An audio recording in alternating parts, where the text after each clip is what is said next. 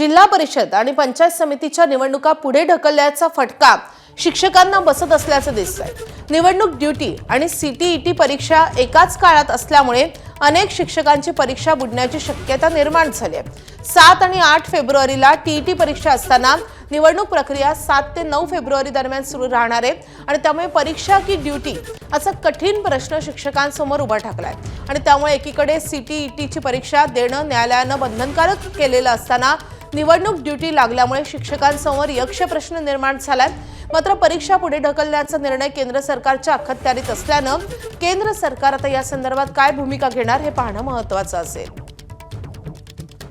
राज्यातील हजारो शिक्षक आणि या शिक्षकांच्या सेवा या निवडणूक आयोगाने अधिग्रहित केल्यामुळे आणि नेमकं 7 फेब्रुवारीला आणि 8 फेब्रुवारीला केंद्र शासनाची सीटीईटी ही परीक्षा असल्यामुळे आमची राज्य निवडणूक आयोगाला ही विनंती आहे की ज्या शिक्षकांची 7 आणि 8 फेब्रुवारी रोजी सीटीईटीची परीक्षा ही असेल अशा शिक्षकांना या निवडणुकीच्या कामातून वगळण्यात यावे।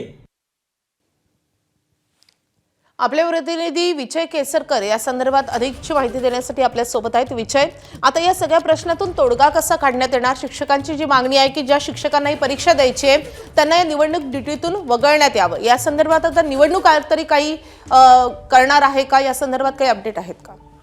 माधवी अगदी बरोबर आहे, कारण सर्वोच्च न्यायालयाने शिक्षकांना टीईटी आणि सीटीईटी ही परीक्षा अनिवार्य केलेली आहे, बंधनकारक केलेली आहे आणि त्याच संदर्भातली परीक्षा आहे ती 7 आणि 8 फेब्रुवारीला आहेत।